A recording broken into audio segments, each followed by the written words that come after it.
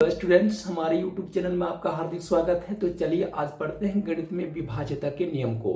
5 के बाद अगली जो है संख्या पर, और अगली संख्या कौन सी हो जाती है? तो अगली संख्या जो होती है वो 6 से होती है। तो 6 से विभाज्यता का नियम क्या कहता है? तो 6 से विभाज्यता का नियम जानने से पहले आपको संख्या 2 और संख्या 3 से विभाज्यता का नियम अच्छी तरह से सीख लेना चाहिए। अगर कोई संख्या 2 के अतिरिक्त 3 से भी पूर्णतः विभाजित हो तो वह संख्या निश्चित तौर पर जानोगे संख्या 6 से भी पूर्णतः विभाजित होगी। दोनों ही संख्या से विभाजित होना चाहिए, तभी जाकर कोई संख्या 6 से विभाजित हो सकेगी। परंतु कोई संख्या 2 से तो विभाजित है परंतु 3 से नहीं, या 3 से पूर्णतः विभाजित है परंतु संख्या 2 से नहीं, तो उस स्थिति में संख्या जो होगी 6 से पूर्णतः विभाजित नहीं हो सकेगी। ठीक है, यानी 6 से विभाज्यता के लिए दी गई संख्या को संख्या 2 और संख्या 3 दोनों से ही पूर्णतः क्या होना चाहिए? विभाज्य होना चाहिए। ठीक है, जैसे हम लोग एक संख्या को ले लेंगे, इनको ले लेते हैं। जैसे संख्या 132 को ले लेते हैं। 132 की राशि 6 से पूर्णतः विभाजित होगी कि नहीं होगी, इसे तुरंत अगर ज्ञात करना हो तो उस स्थिति में सबसे पहले देखिए 132 की राशि क्या 2 से पूर्णतः विभाजित हो जाएगी। तो देखिए 2 से विभाज्यता का नियम में पढ़े आप लोग कि अगर किसी संख्या का इकाई का अंक 0 अथवा 2 अथवा 4 अथवा 6 अथवा 8 रह जाए तो संबंधित संख्या 2 से पूर्णतः विभाजित होती है। तो इसमें देखिए 132 में इकाई का अंक क्या है? 2 है। तो इस वजह से ये संख्या जो होगी वह 2 से तो पूर्णतः विभाजित मानी जाएगी। तो 2 से तो पूर्णतः विभाजित हो गई। अब देखना यह है कि ये संख्या 3 से पूर्णतः विभाजित होगी कि नहीं होगी। तो 3 से पूर्णतः विभाजित होगी कि नहीं, तो इसके लिए हम लोग 3 से विभाज्यता के नियम को अपनाएंगे। तो उसमें क्या सीखे हम लोग कि संख्या के अंकों का योगफल अगर 3 से विभाजित हो तो उस स्थिति में दी गई संख्या जो कि 3 से विभाजित होगी। तो यहाँ पर 132 में प्रयुक्त होने वाले जो अंक है वो कितना है? 1, 3 और 2 है। तो इनके अंकों को जोड़ेंगे तो 1 और 3 4 हो जाएगा, 4 और 2 कितना हो जाएगा? 6। और 6 की राशि 3 से पूर्णतः क्या हो जाएगी? 2 बार में विभाजित हो जाएगी। तो यानी कहने का मतलब है संख्या 132 जो है ना वो संख्या 2 से विभाजित होने के साथ साथ में संख्या 3 से भी पूर्णतः क्या हो गई? विभाजित हो गई। यानी 132 की राशि संख्या 2 और 3 दोनों से विभाजित है, तो उस स्थिति में 132 की राशि जो होगी ना वो 6 से भी पूर्णतः क्या हो जाएगी? विभाजित हो जाएगी, पूरा पूरी कट जाएगी। ठीक है, आप लोग सीख गए 6 से विभाज्यता का नियम। अब थोड़ा उससे आगे निकलते हैं, 7 से विभाज्यता के नियम में आगे बढ़ते हैं। 7 से विभाज्यता का जो नियम है वो क्या है? देखिए 7 से विभाज्यता का नियम कुछ इस तरह का है कि अगर किसी संख्या के इकाई के अंक का 2 गुणे किए जाने पर प्राप्त संख्या इकाई के अंक को क्या कर देना है? डबल कर देना है। फिर उनका जो गुणनफल प्राप्त होगा उस गुणनफल को शेष बची संख्या से, मतलब इकाई वाले अंक को छोड़कर बाकी जो शेष बची संख्या है उसमें से घटा देने पर प्राप्त अंतर यदि 7 से विभाजित हो, 7 से पूरा पूरी विभाजित हो, तो उस स्थिति में दी गई संख्या 7 से पूर्णतः विभाजित मानी जाती है। ठीक है, या विभाजित हो जाती है। जैसे हम लोग 7 से विभाज्यता का नियम लेते हैं तो 7 से विभाज्यता का नियम में क्या बताया गया? इकाई के अंक का डबल। ठीक है, यानी इकाई के अंक का डबल करते हैं। ठीक है, और उस डबल की जो राशि होगी उसको घटाते हैं, किससे? शेष बची संख्या से, शेष बची संख्या से घटाते हैं। ठीक है, यदि उनका प्राप्त अंतर, वो प्राप्त अंतर यदि 7 से विभाजित हो जाए, 7 से विभाजित हो जाए तो उस स्थिति में संख्या 7 से विभाज्य मानी जाती है। ठीक है, जैसे एक संख्या 784 को ले लेते हैं। तो 784 में बताइए इकाई का अंक है कितना? इकाई का अंक 4 है। तो 4 का क्या कर देंगे आप लोग? डबल कर देंगे। कितना हो जाएगा? 8 हो जाएगा। और ये डबल करने पर प्राप्त संख्या जो 8 है उसको क्या करेंगे? शेष बची जो संख्या है 78, 78 में से यहाँ इकाई के अंक का डबल करने पर प्राप्त संख्या 8 को माइनस करेंगे तो प्राप्त अंतर कितना हो गया 70। अब 70 की राशि को चूंकि हम लोग 7 से विभाज्य के नियम जो है सीख रहे हैं तो 7 से डिवाइड करेंगे तो कितना आ जाएगा पूरा पूरी 10 बार में वो कट जाएगी। तो देखें कि 70 की राशि जब 7 से पूर्णतः विभाजित हो गई तो उस स्थिति में ये माना जाएगा कि ये जो संख्या है 784 वह 7 से पूर्णतः विभाजित हो जाएगी, पूरा पूरी भाग लग जाएगी, कट जाएगी। और इसकी जांच पड़ताल आप लोग लॉन्ग डिवीजन मेथड से भी कर सकते हो। ठीक है, तो ये करके एक बार देख लीजिएगा, है ना।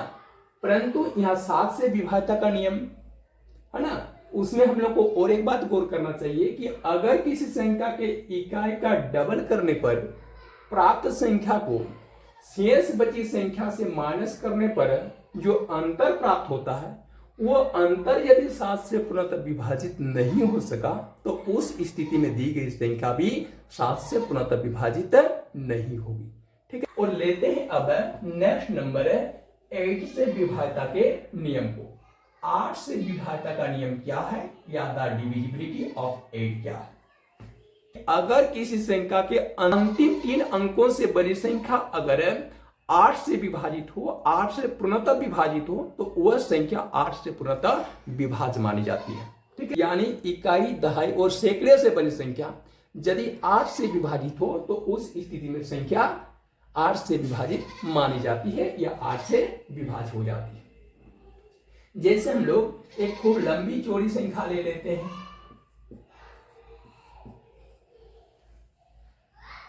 तो इसमें आपको अंतिम 3 अंकों पर ही गौर करना है। इधर के अंक चाहे कितनों ही रह जाए उससे कोई मतलब मत रखिए।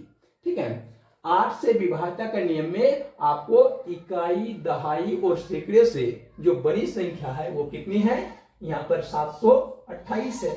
तो 728 की राशि को विभाजित करके देख लेना है कितने से, 8 से। यदि ये 8 से पूरा पूरी विभाजित हो जाए तो उस स्थिति में माना जाएगा कि ये दी गई संख्या जो है 8 से पूर्णतः विभाज्य है। और यदि इकाई, दहाई और सैकड़े से बड़ी संख्या 728 अगर 8 से विभाजित नहीं हुई तो उस स्थिति में मानेंगे कि ये संख्या भी 8 से पूर्णतः विभाज्य नहीं होगी। ठीक है, तो देखिए 728 की राशि जो होगी वो कट जाएगी कितने बार में, 91 बार में। 8 9 72, फिर 8 1 8, यानी 91 बार में ये पूरा पूरी विभाजित हो जाती है। तो 728 की राशि यदि 91 बार में पूरा पूरी विभाजित हो जाए तो उस स्थिति में ये दी गई संख्या को भी यदि हम लोग विभाजित कर देंगे कितने से, 8 से, तो ये राशि भी पूरा पूरी विभाजित हो जाएगा। तो इनका भागफल जो क्या होगा वो तो ट्रिक्स में प्राप्त नहीं होगा ना, लेकिन इतना जान सकोगे कि ये संख्या 8 से पूर्णतः विभाज्य हो जाए। ठीक है, और अगर इनके लास्ट 3 डिजिट से बनी संख्या 8 से पूर्णतः विभाजित न हो तो उस स्थिति में दी गई संख्या भी 8 से पूर्णतः विभाजित नहीं होगी। जैसे एक संख्या आप लोग 7129 को ले सकते हो, तो 7129 में क्या देखे, अंतिम के जो 3 अंक है 1 2 और 9 उनसे बड़ी संख्या है 129, उसको यदि हम लोग 8 से विभाजित करेंगे तो वो 8 से पूर्णतः विभाज्य नहीं होगी। और 8 से जब पूर्णतः विभाज्य नहीं होगी तो सीधा जानिएगा 7129 की राशि भी 8 से पूर्णतः विभाज्य नहीं मानी जाएगी। नंबर कौन सा है, तो गिनती में नेक्स्ट नंबर 8 के बाद क्या है, 9 का। तो 9 से विभाज्यता का नियम या 9 से विभाज्यता का नियम क्या कहता, द डिविजिबिलिटी ऑफ 9 क्या कहता है। अगर किसी संख्या के अंकों का कुल योगफल 9 से पूर्णतः विभाज्य हो तो उस स्थिति में दी गई संख्या भी 9 से पूर्णतः विभाज्य हो जाएगी।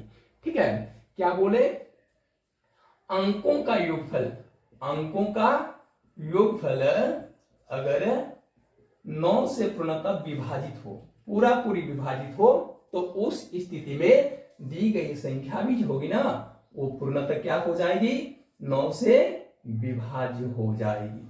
ठीक है, जैसे एक संख्या ले ले तो 8 को ले ले, तो 9108 में क्या देखोगे, अंकों का कुल योगफल कितना होगा, तो 9 + 1 + 0 + 8, 9 + 1 + 0 + 8 है ना। और इनका प्राप्त जो है योगफल निकलता है 9 1 10, 10 और 0 10, 10 और 8 18, और 18 की राशि को 9 से डिवाइड करना है तो ये निश्चित रूप से पूरा पूरी 2 बार में कट जाएगी। तो जब इनके अंकों का योगफल 18 की राशि 9 से पूरा पूरी विभाजित हो जाती तो उस स्थिति में जानोगे कि ये जो संख्या है 9108, ये संख्या भी 9 से पूर्णतः विभाज्य हो जाएगी। यदि हम लोग इसको 9 से डिवाइड करेंगे तो ये राशि पूरा पूरी कट जाएगी। ठीक है, आ गई बात समझ में? ठीक, लेकिन इसमें एक बात गौर करना है कि अगर किसी संख्या के अंकों का कुल योगफल 9 से पूर्णतः विभाज्य न हो तो उस स्थिति में दी गई संख्या भी 9 से पूर्णतः विभाज्य नहीं होगी।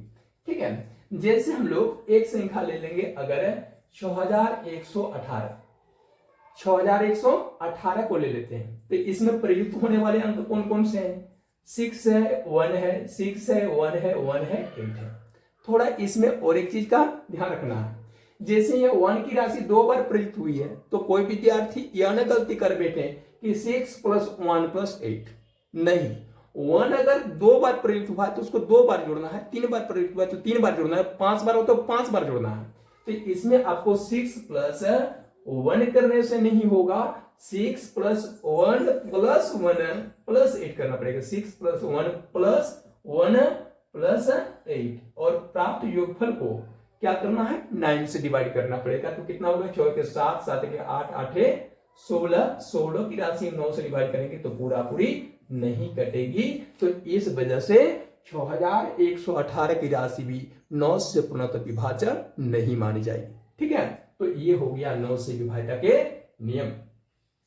अब उनसे आगे चलते हैं और लेते हैं 10 से विभाज्यता का नियम, है ना। 10 से विभाज्यता का नियम क्या कहता है? तो 10 से विभाज्यता का नियम में आप लोगों को ज्यादा कुछ नहीं करना है, केवल संख्या के इकाई वाले अंकों पर गौर करना है कि अगर किसी संख्या का इकाई का अंक 0 आ जाए, सिर्फ 0, ठीक है, इकाई का अंक 0 आ जाए तो वो संख्या 10 से पूर्णतः विभाज्य हो जाएगी। चाहे उस इकाई के अंक पर यदि 0 को छोड़कर कोई अन्य अंक आ जाए, अन्य अंक कहने का मतलब है या तो अंक 1 या 2 या 3 या 4 या 5 या 6 या 7 या 8 या फिर 9 आ जाए तो उस स्थिति में संख्या 10 से पूर्णतः विभाज्य नहीं होगी।